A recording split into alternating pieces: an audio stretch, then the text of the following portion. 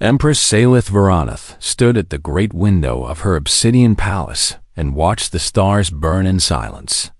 She had ruled the Celestin Dominion for 3,000 years, and in all that time, she had never once felt her heart stir with anything resembling excitement or curiosity or love.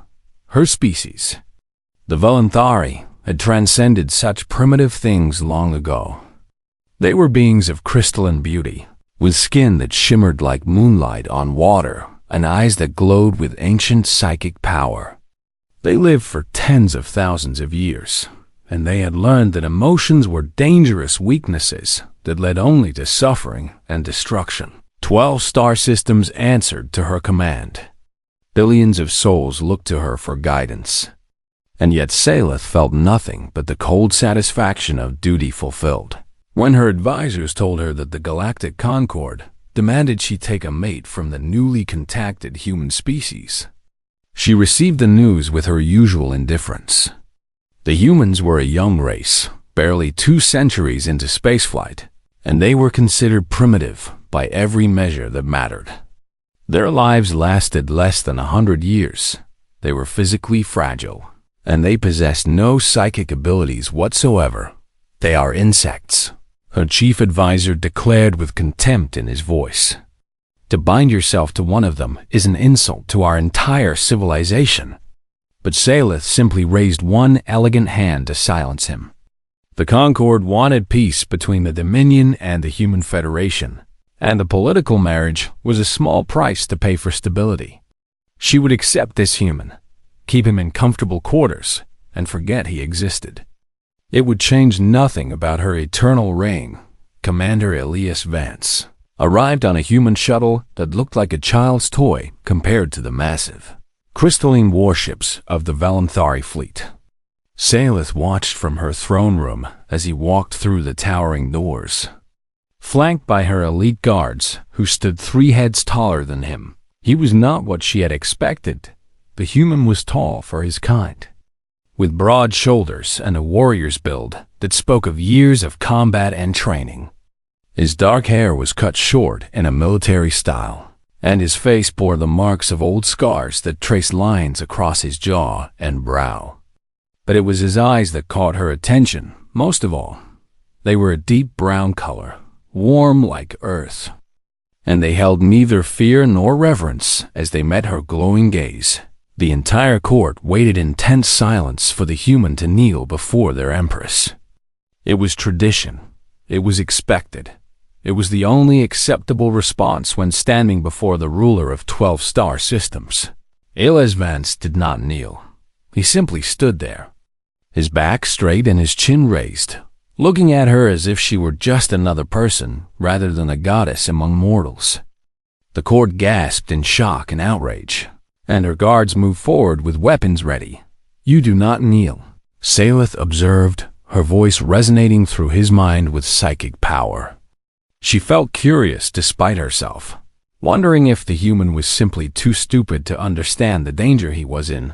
"I don't kneel to anyone," Elias replied, his voice calm and steady.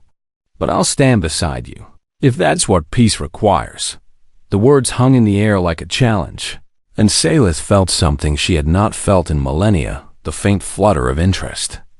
This human was either very brave or very foolish, and she found herself wanting to know which. "Leave us," she commanded her court. And though they hesitated with confusion and concern, none dared to disobey their empress. When they were alone, Salith rose from her throne and descended the steps until she stood before the human. She was taller than him by nearly a foot, her crystalline form radiating cold power. But he did not flinch or step back. "You volunteered for this assignment," she said, having already read the reports about him. "The other candidates refused, calling it a death sentence to live among my people. Why would you choose such a fate?" Elias smiled, and the expression transformed his scarred face into something almost handsome. "Because someone had to," he said simply. "My people need this alliance, and I figured I might as well be useful. You believe your life has so little value that you would sacrifice it for politics?" I believe my life has exactly as much value as I give it, he replied. And I choose to give it meaning by serving something larger than myself. Isn't that what all soldiers do? Salith studied him with her psychic senses, trying to read his thoughts and emotions as she did with all lesser beings. But his mind was strange to her, burning with a fierce inner light that she did not understand. He felt fear, yes, and uncertainty, but beneath those feelings was something stronger, a stubborn determination that refused to bend or break. You are not what I expected. Commander Vance, she admitted. Neither are you, Empress, he said. The report said you were cold and emotionless, but I can see something in your eyes that tells me that's not entirely true. No one had ever spoken to her with such casual boldness. No one had ever looked at her and seen anything other than power and authority. This human, this fragile mortal creature who would be dead in a handful of decades, had looked at her and seen a woman beneath the crown. The court whispered of scandal in the days that followed. They called her new mate a barbarian and a savage, unworthy of breathing the same air as their eternal empress. But Salith found that their words bothered her less than they should have. She assigned Elias quarters in the palace and expected him to stay there, quiet and forgotten, a political symbol with no real purpose. But the human refused to cooperate with her expectations. He walked among her people without fear, learning their language through pure determination rather than psychic transfer. He trained with her elite guards, falling again and again to their superior speed and strength, but always rising with that same stubborn smile on his face. He talked to servants and generals alike, treating everyone with the same respect regardless of their station, and Salith found herself watching him more often than she should. She would catch glimpses of him in the training yards, his body covered in sweat and bruises as he pushed himself beyond what any human should be capable of. She would hear stories from her guards about his relentless spirit and his strange habit of laughing when he failed. Something was changing inside her. Something was waking up after 10,000 years of cold sleep, and she did not know if that should terrify her or give her hope. 6 months passed in the Obsidian Palace, and Empress Salith found her carefully ordered existence falling into beautiful chaos. The human called Elias Vance had become something she never anticipated, a constant presence in her thoughts. A puzzle she could not solve, a fire that warmed her frozen heart. Her advisors still looked at him with disgust and confusion, unable to understand why she allowed him such freedom. But Salith had begun to see what they could not, that this strange, short-lived creature possessed a strength that had nothing to do with physical power or psychic ability. She watched him fail 100 times in his training with her guards, and she watched him rise 101 times. She saw the way he treated every person he met with genuine kindness, from the lowest servant to the highest general. She heard him laugh at jokes that no Valanthari would ever understand. His joy so pure and unguarded that it made something ache inside her chest. One evening, she found herself walking to the observation deck where Elias often spent his nights. He stood at the great window, staring out at the endless field of stars. And he did not seem surprised when she appeared beside him. "You sleep very little for a human," Salith observed, her voice softer than she intended. "Too much to see," Elias replied with a smile. "Too much to experience. I can sleep when I'm dead. That day will come sooner than you think," she said, and the words came out more sadly than she meant them to. "Your kind live such brief lives. How do you bear it, knowing that everything you build will fade?" Elias turned to look at her, and his brown eyes held a wisdom that seemed impossible for someone so young. "That's exactly why we try so hard," he said. "Every moment matters because we won't get it back. I'd rather burn bright for a short time than flicker forever in the darkness." Salith felt her heart stir at his words. The Valanthari had chosen the opposite path, stretching their lives across millennia by abandoning everything that made existence meaningful. They had traded passion for survival, love for longevity, and she was only now beginning to understand the price they had paid. "You think we are cowards," she said quietly. "I think you are survivors," Elias replied. "But I also think you've forgotten what you were surviving for." They stood in silence for a long moment, watching the stars together, and Salith realized that she felt more alive in this human's presence than she had in 3,000 years. It made her want to feel things again, to laugh and rage and love with the wild abandon that her ancestors had possessed before they locked their hearts away. "Elias," she said his name for the first time, and it felt strange and wonderful on her tongue. He looked at her with surprise and warmth, and he reached out to take her hand. His skin was so warm compared to her crystalline coolness, and the touch sent electricity racing through her ancient body. "Salith," he replied, using her name without title or ceremony. "You know, you're actually quite beautiful when you forget to be cold." Before she could respond, the alarms began to scream. Red light flooded the observation deck, and the stars outside the window seemed to flicker and dim. Salith felt a cold terror grip her heart, a primal fear that she had not experienced in 10,000 years. The alarms were ancient things, installed by her ancestors for a threat that had not appeared in living memory. "What is it?" Elias asked, his soldier's instincts already bringing him to full alert. Salith could not answer. She was already running to the war chamber, her crystalline feet barely touching the floor as she moved with desperate speed. Elias followed behind her, keeping pace despite his inferior physical abilities, and she was grateful for his presence even as terror consumed her thoughts. The war chamber was chaos when they arrived. Generals and admirals shouted at each other, while screens displayed impossible readings from across the empire. Salith pushed through them all until she reached the central display, and what she saw there made her blood run cold. Stars were vanishing, not exploding, not collapsing, not dying in any way that science could explain. They were simply ceasing to exist, swallowed by a wall of absolute darkness that moved through space with terrible purpose. The darkness was vast beyond comprehension, stretching across light years, and it was heading directly toward the throne world. "The void," Salith whispered, and every Valanthari in the room fell silent at the word. "What is the void?" Elias asked, his hand finding hers in the darkness. Salith turned to look at him, and for the first time since they met, he saw true fear in her glowing eyes. "It is the reason we became what we are," she said.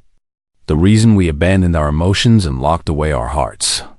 10,000 years ago, the void came to our ancestors, and it fed on their despair and terror. It grew stronger with every mind that fell to hopelessness, consuming entire civilizations with its hunger. Our people survived only by becoming hollow, by emptying ourselves of the feelings that gave it power. And now it's back," Elias said grimly. "Now it's back," Salith confirmed. "And I do not know if we can survive a second time."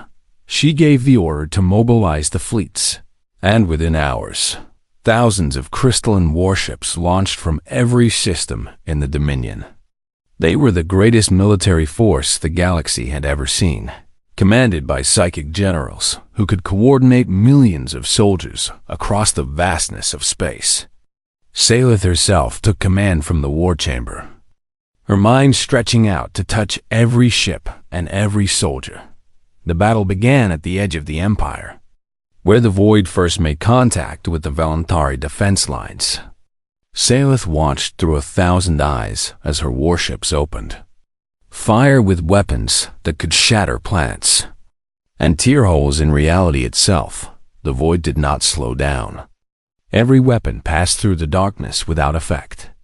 Every shield was useless against its advance. Warship after warship vanished into the black, their crews screaming in psychic terror before falling silent forever. Salith felt each death like a wound in her own soul, and she pushed herself harder, reaching deeper into her power than she ever had before. But it was not enough. The void was not just destroying her fleet, It was attacking her mind. She could feel it pressing against her consciousness, whispering in frequencies that bypassed thought and struck directly at the spirit. It spoke of emptiness and meaninglessness, of the futility of existence, of the peace that came with surrender, and Salith, who had spent millennia without emotion, had no weapons to fight such an enemy.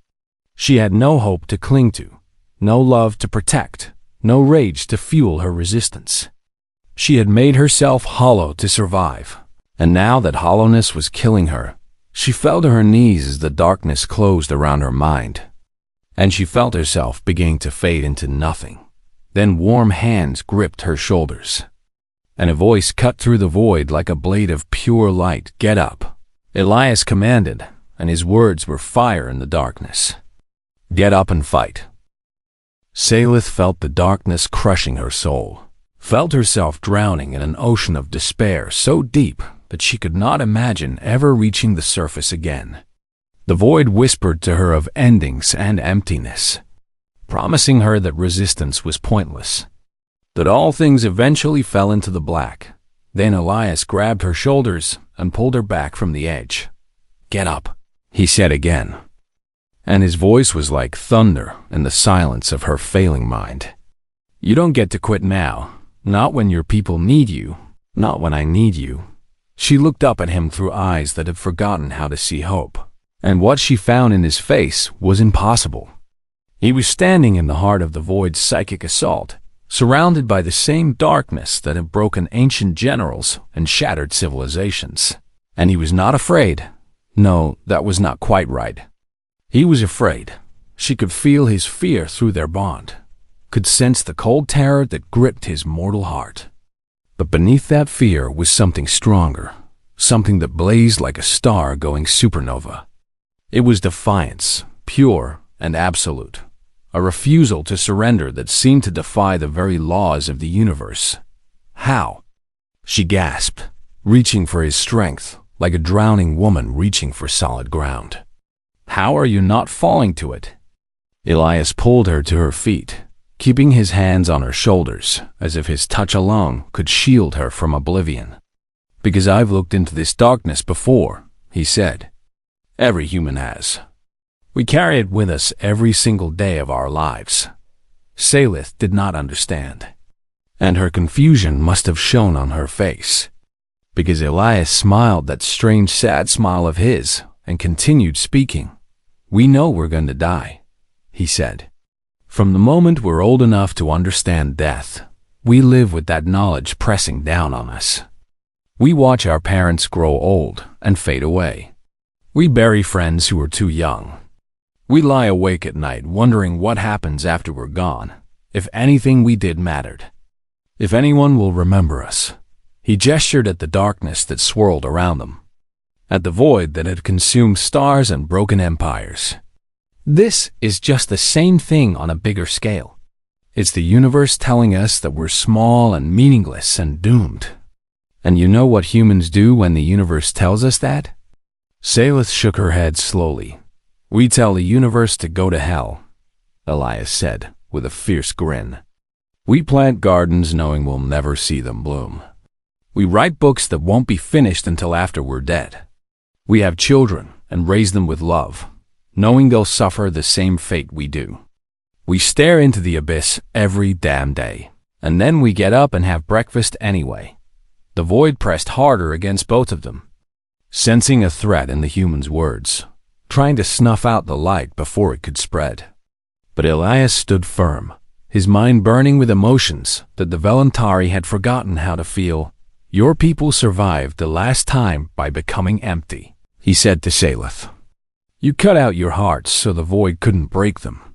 But that's not survival, that's just dying slowly. You didn't beat it. You just stopped being alive enough for it to care about." Tears fell from Salith's glowing eyes, and she did not know if she was crying from despair or from the painful awakening of emotions long dormant. "Then how do we fight it?" she asked. "If our way is wrong, what is the right way?" "You don't fight it by being empty," Elias said. "You fight it by being full. full of love and rage and joy and sorrow and every messy, beautiful, terrible feeling that makes existence worth having. The void wants you to give up, to believe that nothing matters, so you make things matter. You find something to live for, and you hold on to it with everything you have. He cupped her face in his warm hands, and Salith felt something crack inside her. Felt the walls she had built around her heart begin to crumble. "I know you feel something for me," Elias said softly. "I've seen it in your eyes, felt it in the way you watch me. That feeling isn't weakness, Salith. It's the strongest weapon in the universe. The void can't take it from you unless you let it." Around them, the war chamber was in chaos. Voluntary generals lay broken on the floor, their ancient minds shattered by despair they had no defense against. The fleet was being consumed system by system, and the darkness was closing in on the throne world itself, but Salith barely noticed any of it. Her entire world had narrowed to this single moment, to the human standing before her with his burning heart and his impossible hope. "I do feel something," she whispered. The confession torn from her lips like a secret she had kept even from herself. "I have felt it since the moment you refused to kneel. You made me remember what it was like to want something, to care about something beyond duty and survival." Elias smiled, and it was the most beautiful thing she had ever seen. "Then hold on to that," he said. "Let it fill you up until there's no room for the darkness. And when the void comes for you, you look it in the eye and you tell it that this feeling, this love, this hope, this stubborn human defiance is stronger than anything it can throw at you." Salith felt power surge through her, different from the cold psychic might she had wielded for millennia. This was warm and wild and terrifying in its intensity. She had forgotten that emotions could be like this, could fill every corner of her being with light bright enough to push back the endless night. "It is not enough," she said, even as hope kindled in her heart. "I feel it now, but my people cannot. They have been hollow for too long. The void will consume them all, and someone has to show them," Elias said, and there was a strange look in his eyes, a decision being made behind the warmth of his gaze. Someone has to go into the darkness and prove that it can be beaten. Salith felt cold fear grip her reborn heart. "What are you saying?" "I'm saying that I have an idea," Elias replied. "And you're probably going to hate it." Elias explained his plan, and Salith felt her newly awakened heart shatter into 1,000 pieces. "The void feeds on despair," he said, standing before the tactical display that showed the darkness consuming her empire star by star. It targets psychic minds because they broadcast their suffering, making a feast for it to devour. But humans don't have psychic abilities. We feel everything internally. And that means I can carry my emotions into its heart without feeding it. "You want to fly into the void," Sayla said, her voice barely above a whisper. "You want to sacrifice yourself. I want to show it something it's never encountered before," Elias corrected her. "A soul that knows the darkness and chooses to burn anyway. Not because I'm special, but because that's what humans are. We're all walking contradictions. Fully aware of our own mortality, but still fighting. Like, we'll live forever." The surviving generals stared at him with something between horror and wonder. They had spent their entire lives believing that emotions were weakness, that the voluntary way of cold logic was the only path to survival. Now this short-lived alien was telling them that everything they believed was wrong. "It will not work," one of them said. "One human mind cannot possibly affect a force that has devoured civilizations." "Maybe not," Elias agreed. "But I won't know unless I try. And honestly, what's the alternative? Your fleets are gone, your psychic defenses are broken, and the void is 3 hours away from your homeworld. I might fail, but at least I'll fail trying." Sayla stepped forward and grabbed his arm, pulling him away from the others until they stood alone in a quiet corner of the war chamber. Her crystalline fingers trembled against his skin, and she did not try to hide the tears that fell from her glowing eyes. "You will die," she said. "You will fly into that darkness and you will never come back. And I will have to live for thousands of years knowing that I let you go." Elias touched her face with the tenderness that still surprised her. "That's possible," he admitted. "But Salith, I was always going to die. Humans don't get forever. The question was never whether I would die, only whether my death would mean something. And dying for my empire means something to you. Dying for you means something to me," he said, and the simple honesty of the words cut deeper than any blade. "You woke something up in me. You know that. I came here expecting to spend the rest of my life as a political prisoner, ignored and forgotten. Instead, I found someone worth caring about, someone worth fighting for. If I can save you by doing this, then every moment of my short human life was worth it." Salith kissed him then, not caring that her generals were watching, not caring about tradition or propriety or the 10,000 years of emotional suppression that should have made such an act impossible. She kissed him with all the passion that had been building inside her since the day they met, and she felt him respond with equal fire when they finally parted. Both of them were breathing hard. "I am coming with you," she said. "No," Elias replied firmly. "Your people need you here. When I break the void, and I will break it, they're going to need someone to lead them out of the darkness. You have to be that person, Salith. You have to show them that emotions don't make you weak. That feeling things fully is the only way to truly live. I cannot lose you," she said. And the words tore themselves from her throat like a confession of weakness. "I have only just found you, only just learned what it means to love. How can you ask me to let you go?" "Because that's what love is," Elias said gently. "It's not about holding on forever. It's about caring enough to do what's right, even when it hurts. You taught me that. You know, watching you rule this empire, sacrifice your own comfort for your people's safety. You've been doing that for 3,000 years without even realizing it." He took her hands in his and squeezed them tightly. "I'm going to fly a small ship into the heart of that darkness, and I'm going to think about you the entire time. I'm going to remember the way you laugh when you forget you're supposed to be cold. I'm going to remember the way you looked at me that first day, like I was a puzzle you couldn't figure out. And I'm going to use that love, our love, as a weapon against the oldest enemy in the universe." The generals prepared a small courier ship, fast but fragile, with barely enough fuel to reach the void's center. Elias walked toward it with steady steps, pausing only once to look back at Salith standing on the observation deck. She had never looked more beautiful, her crystalline form glowing with the emotions she had finally allowed herself to feel. Tears streamed down her face, but she stood tall and proud. The Empress her people needed her to be. "I love you," he called out, and he did not care that thousands of Velanthari heard him. "I love you, Salith Varaneth, and that love is going to save your empire." "I love you too," she called back, and her voice echoed across the silent hangar. "Come back to me, Elias Vance. That's an order from your Empress."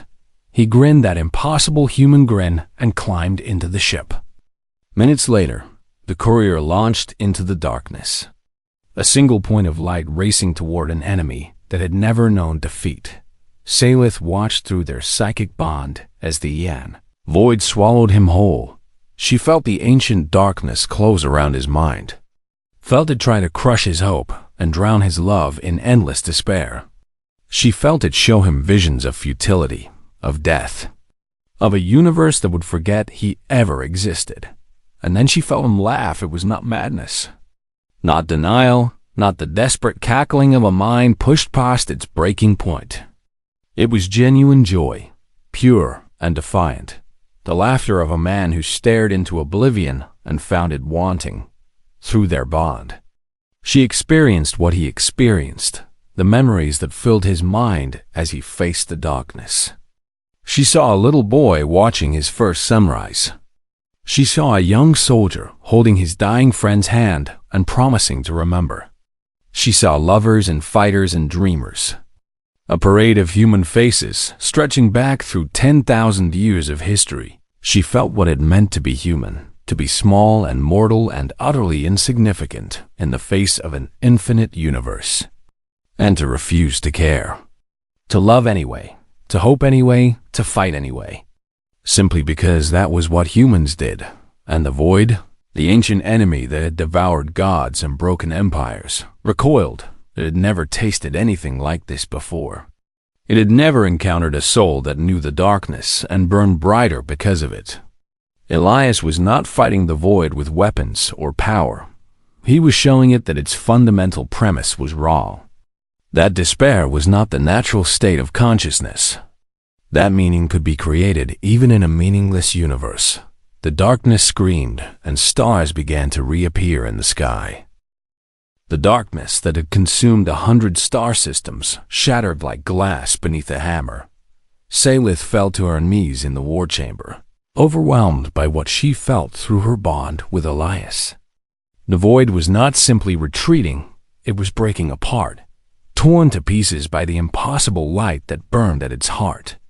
Every psychic mind in the Dominion felt the change, felt the crushing weight of despair lift from their consciousness, like a nightmare ending at dawn. Through Elias's eyes, she saw the impossible. Ribbons of pure darkness writhed around his tiny ship, trying to crush him, to consume him, to snuff out the fire that blazed inside his mortal soul. But every attack only made him burn brighter. Every whisper of hopelessness only strengthened his defiance. He thought of her. She felt him thinking of her. And the love between them became a weapon more powerful than any fleet or psychic ability. He thought of their first meeting, of her cold beauty and the curiosity she had tried so hard to hide. He thought of the nights they had spent talking beneath the stars, of the way she had slowly begun to smile in his presence. But he thought of more than just her. He thought of humanity itself, of every struggle his species had ever faced and overcome.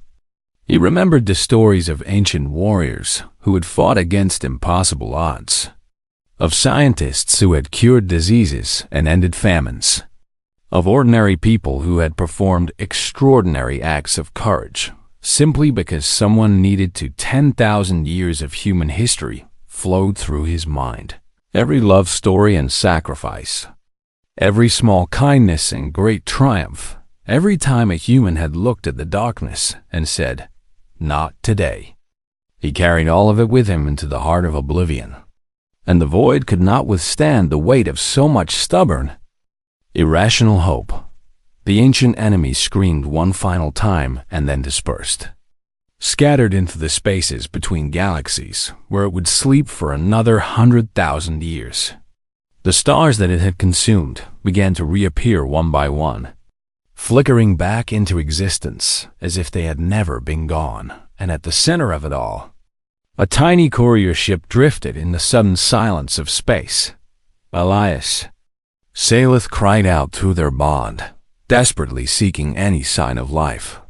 For a terrible moment there was nothing, just empty darkness where his bright soul should have been. She reached harder, pushed herself past every limit she had ever known, refusing to accept that he was gone. Then she felt him faint and flickering like a candle in a storm. But unmistakably alive rescue ships launched immediately, racing toward the coordinates where the void had been destroyed. Salith ran to the hangar herself, commandeering the fastest vessel available and piloting it with her own hands. She would not wait for news, would not sit on her throne while others determined whether the man she loved had survived. She found him floating among the wreckage of his courier ship, which had been torn apart by forces that should have killed any living creature. Somehow, impossibly, he was still breathing, protected by an emergency suit that had just barely held together when they brought him aboard her ship. Salith saw that he had changed. His dark hair had turned completely white, bleached by exposure to the void's essence. His brown eyes now held depths that they had not possessed before, as if he had seen things that no mortal should ever witness. But his smile was the same when he saw her face, That warm, stubborn, beautiful smile that had first captured her frozen heart. "Told you," he whispered, his voice barely audible. Too stubborn to die. Salith held him in her arms and wept openly, not caring about dignity or propriety or the fact that her crew was watching. She had spent 3,000 years as an empress without shedding a single tear, and now she could not stop crying even if she wanted to. "What are you?" she asked through her tears, echoing the question she had asked herself so many times since they met. "What are humans that you can do such impossible things?" Elias considered the question with that gravity that always surprised her. Even exhausted and broken, he treated her words with respect. "We're just humans," he said finally. "Nothing special, nothing magical. We just learned a long time ago that the darkness isn't as scary as it seems.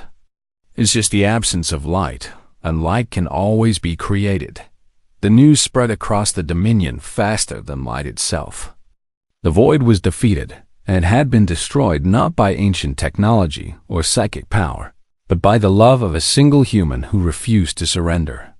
The Voluntari, who had spent 10,000 years hiding from their emotions, suddenly found themselves forced to confront everything they had locked away. Salith addressed her people from the steps of the Obsidian Palace, with Elias standing at her side. His hair was still white and his body still healing, but he stood straight and tall, holding her hand for all to see. "We were wrong," she told the billions who watched and listened. "We believed that emotions made us weak, that feeling love and joy and sorrow would lead to our destruction. But today we learned the truth. It is not our feelings that endanger us, but our refusal to feel.